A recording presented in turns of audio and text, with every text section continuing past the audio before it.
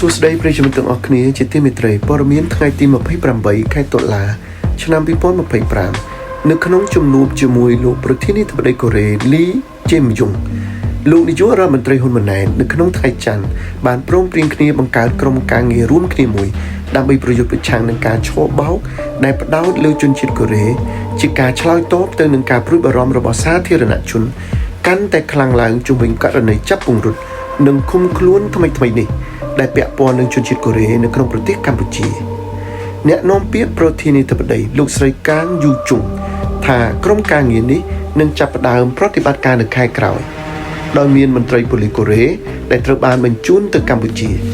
ទំហំនិងព័ត៌មានលម្អិតអំពីប្រតិបត្តិការរបស់កងកម្លាំងនឹងត្រូវបានកំណត់ឲ្យបានឆាប់តាមដែលអាចធ្វើទៅបានលោកប្រធានាធិបតីកូរ៉េក៏បានសម្ដែងការកោតសរសើរចំពោះលោកនាយករដ្ឋមន្ត្រីហ៊ុនម៉ាណែតចំពោះកិច្ចសហប្រតិបត្តិការរបស់រដ្ឋាភិបាលកម្ពុជាក្នុងការបញ្ជូនជនជាតិកូរ៉េត្រឡប់ទៅស្រុកវិញនិងជួយជនរងគ្រោះក្នុងករណីពាក់ព័ន្ធនឹងការឆោបបោកលោកស្រីកាងបានមានប្រសាសន៍នៅក្នុងសន្និសីទសារព័ត៌មាននៅទីក្រុងកូឡាឡាំពូថាមេដឹកនាំទាំងពីរបានព្រមព្រៀងគ្នាសម្របសម្រួលកិច្ចខិតខំប្រឹងប្រែងឲ្យសកម្មសម្រាប់ការឆ្លើយតបរួមគ្នា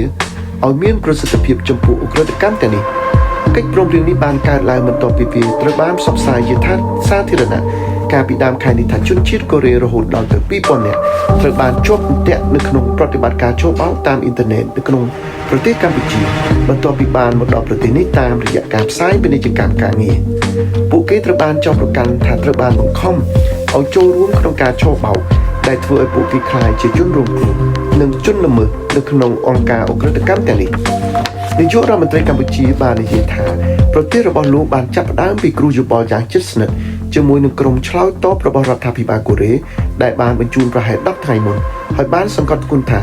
ស្ថានភាពសន្តិសុខសាធារណៈរបស់កម្ពុជាបានប្រសើរឡើងគួរឲ្យកត់សម្គាល់បន្ទាប់ពីការបង្ក្រាបថ្មីនេះលើសារម៉ាសធាតុឆោបបោកនិងបណ្ដាញឧក្រិដ្ឋកម្មឆ្លងដែនផ្សេងទៀតជាការឆ្លើយតបទីក្រុងសេអ៊ូលនឹងពិចារណាបន្ថយការណែនាំអំពីការធ្វើដំណើរសម្រាប់ទីក្រុងភ្នំពេញនិងតំបន់ផ្សេងទៀតដោយសារតែស្ថានភាពសន្តិសុខមានភាពប្រសើរឡើងក្នុងអំឡុងពេលនៃកិច្ចពិភាក្សាលោកនាយករដ្ឋមន្ត្រីហ៊ុនម៉ាណែតក៏ចូលរួមរំលែកទុក្ខចំពោះការស្លាប់ថ្មីរបស់និស្សិតកូរ៉េម្នាក់ដែលត្រូវបានចាប់ពង្រត់នៅក្នុងប្រទេសកម្ពុជាដោយពិពណ៌នាថាវាជាឧបទ្ទវហេតុដ៏សោកសៅមួយហើយបានសង្កត់ធ្ងន់ថារាជធានីភ្នំពេញកំពុងធ្វើការយ៉ាងជិតស្និទ្ធជាមួយទីក្រុងសេអ៊ូលដើម្បីតាមដានអ្នកដែលពាក់ព័ន្ធនឹងឧក្រិដ្ឋកម្មតាក់ទងនឹងការឆោបបោកលោកមានប្រសាសន៍ថានេះមិនមែនជាបញ្ហាដែលប្រទេសណាមួយអាចដោះស្រាយបាននោះទេខណៈពេលដែលខ្ញុំមិនចង់បន្ទោសប្រទេសក្នុងតំបន់តែត្រូវតែធ្វើការរួមគ្នាដើម្បីដោះស្រាយលោកបានបន្ថែមថាប្រទេសកម្ពុជាដាក់អាទិភាពខ្ពស់បំផុតលើការប្រយុទ្ធប្រឆាំងឧក្រិដ្ឋកម្មឆ្លងដែនហើយកំពុងស្ដាប់ដោយប្រុងប្រយ័ត្នចំពោះកង្វល់របស់ជនបរទេសរួមទាំងជនជាតិកូរ៉េនៅក្នុងប្រទេសកម្ពុជាផងដែរក្រោយមកនៅថ្ងៃនោះប្រធានាធិបតីកូរ៉េក៏បានប្រាប់មេដឹកនាំអាស៊ាន